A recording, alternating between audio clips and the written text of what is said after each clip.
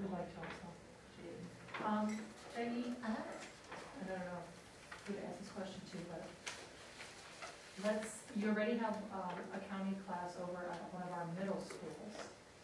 If we were to find another classroom, what's the process in that? Does it have We to go through the facilities committee, and we work that out after you would notify me that you have it. The one thing I do need is when you start looking for a room, is a room with a bathroom inside. That's the main criteria. It's because huge. these are, yeah, I'm very aware because I remember I operate the severe and profound for the high school students. Yeah. So that's the main criteria that I have to have. Okay, we'll go ahead and set up a time to get together and.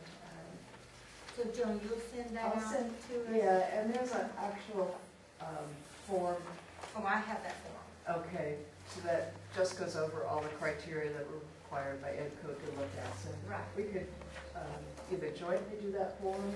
That would be great. Okay, I because can it go looks like some of ahead that you'll and need make district a support. draft of what I know, and then we could make it better when we get to that.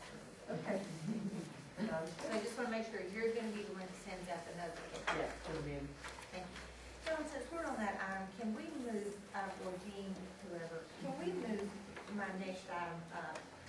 Sure. Okay, well, Where are you? Oh, there you are. Procedure for tracking of students returning to district programs from yes, that'll give us a SDCS. committee if we move it up. Okay. So, as we did last year, FICMAT made a recommendation that we establish some guidelines for transferring students back to district, not necessarily a program transfer, just returning students back to district. It was helpful for county to know what we needed to plan for as far as staff the following year, and it was helpful for districts to know that also as the districts took several students back. And the guidelines that we used last year are in your packet, and I wanted to know if you wanted to continue to use those timelines or if you wanted to develop other timelines.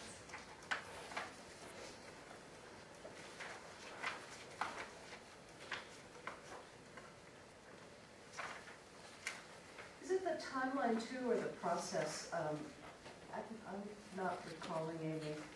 I know the program specialists, I thought at some point last year we had some discussion about the transition, how smoothly the transition process had gone, because we always seem to have that on our agenda for pre-program specialists. And maybe Jan, you recall as well. Were there any concerns or you recall? There were some with the program specialists supporting the districts with some of the changes. The program specialists have developed not a timeline, but a support process. So as districts know students are returning to a less restricted environment, they have a process to support the students. So you have that bridge that happens between what was happening in the other program, what do we need in the new program, and the changes there. And so with the change in the timelines earlier, and because schools end earlier in a lot of our cases, it wasn't quite as smooth, and then there was some confusion on, with each district handling it a little bit differently as far as the involvement of their several program specialists. But I think that's more of it's less of a timeline thing as it is a process issue. So, and I think under the 5th bullet in the timeline, we addressed this last year also, and I'm not sure the information about from the districts to their program specialists about the districts will notify SELPA program specialists if they wish them to have, if they wish them to make observations.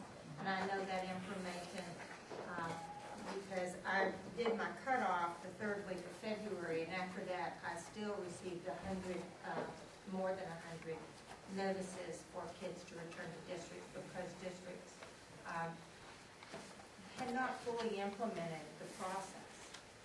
But as it's not county's responsibility to notify a district, program that we're looking at it yet. We've already given that information to the district. So then it's the district's responsibility to notify your program specialist, if indeed you want to. It may be someone you have working in the school, not necessarily at the cell. Right. So that's why it's clearly spelled out in here, and we agreed on that when we did the FICMAC committee Right, and I think that was just, overview or whatever. and, Committee.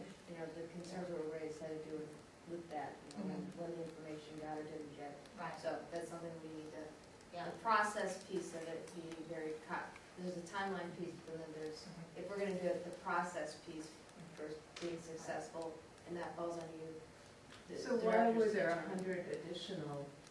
I think the word from some districts didn't get out to their program specialists, and when we tried to, because you have So to, were those kids on the list you already had? yeah, no, they weren't on the list I sent out, so it was a surprise to me that they were returning.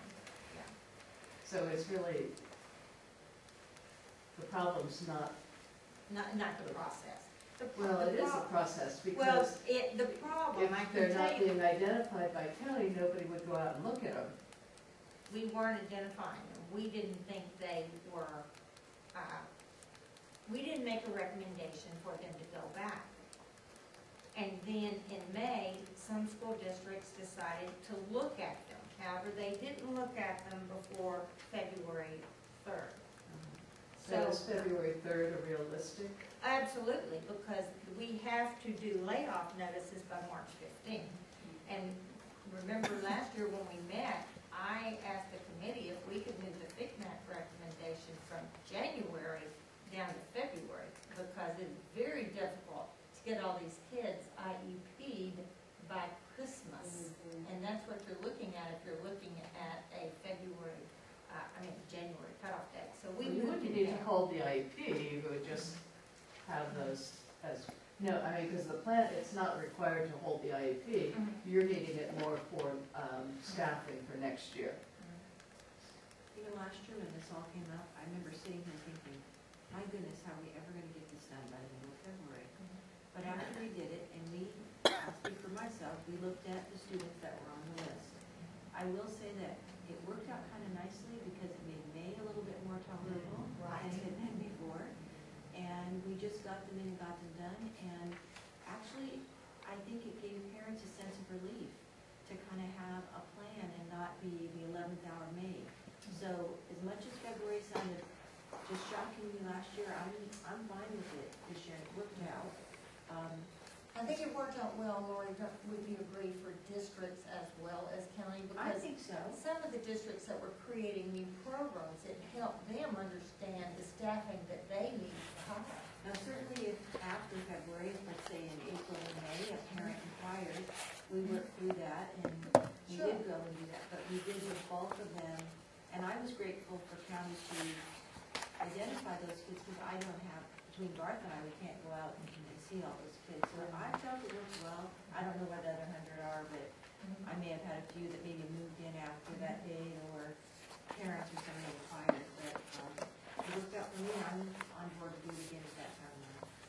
I guess my concern is if there were 100 additional I don't know students where they're coming that county didn't know they needed to cut staff for, then they would have significantly overstaffed. Right. Because, I mean, if you just use 15, Mhm. you know, as a number of kids in a class, that would be 6 additional staff that Mhm. districts are having to pay for. I think a lot of what happened was, some of the people that were not on the committee, when it came to discussing this in SELPA and accepting it, some of the directors weren't here at that meeting. So it was the first year of implementation. I expect this year to roll much smoother. And we have, I think, everybody here today except for perhaps Central. And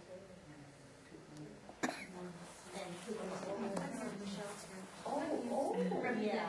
So John, if we follow these, I expect it to roll smoother because everybody is on board to hear it.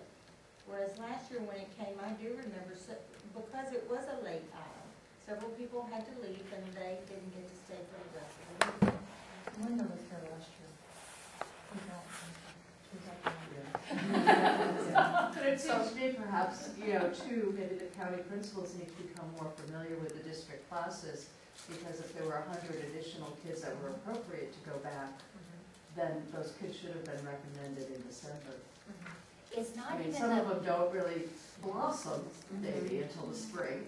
Yeah, well, we And some of also, them are yeah, and we depressed. realized that, FICMAN also realized that. But with March 15th layoff notices, we have to start somewhere. And, there were some kids that ended up going back to district because they didn't really make that growth until that spring semester. All of those things are allotted for. However, we do need a basis from where to start. I know several of the districts, when I sent out my information, because Megan takes it and sorts all your district heads, and I send it to you, and you're like, oh, well, I really forgot about him being over there, because you have so many. And so they gave you an opportunity, or the program specialist an opportunity to look at them too. So it's up to you guys, whether you want to stay with the guidelines, or let's change the timelines. I agree with Lori that it really made it smoother last year to be really proactive on this. I think so too, and I think minimally we should give it a second year. I have to say, the principals I work with, the recommendations they make are relevant. I certainly have not looked at every single one of my children, but I read all the reports and what's happening with them, and the ones that they recommended were very appropriate to return. And I think that also, your program specialist or your psychologist or whoever you have in the district, you may want to send those people to observe in our classrooms, because like John said, my principals don't know all of your classes, so for you to send them in to look at our classrooms, your people would be one of the ones to communicate with our teachers. Even if our teacher didn't recommend them to come back, you know your classes much better than we do. And as we did last year, you're more than free to send those in as long as you call us and say we'd like to make an observation. That's all we ask. Do we need a vote to continue, or we're just good? I need a vote to, well, I guess as John says, a thumbs up to continue. Okay, any thumbs down? Okay, so we'll continue with that. Thank you. Okay, so we're back at 8. No, it's 11. Yeah. Yeah, we're at 8 now. See, yeah, we're 8. All right, oops. Come on, I can count that one. Okay, so how many more items do we have? Okay, number 11. Oh, 8. 8. What is 8? CAC. Oh, We're looking at our I'm book. sorry. That's okay. I didn't write it up, that's why. Basically, we have one opening on our CAC for a senior representative. Last year, our representative from Chaffey's, Cynthia Cano, her term ended, and she has done her time and chose not to, continue. So we need somebody's name brought forward from this group to bring forward to superintendents. I know one teacher at least contacted me and asked about it, but it was yours. How about was my teacher that wanted to do that? Jennifer? Yeah.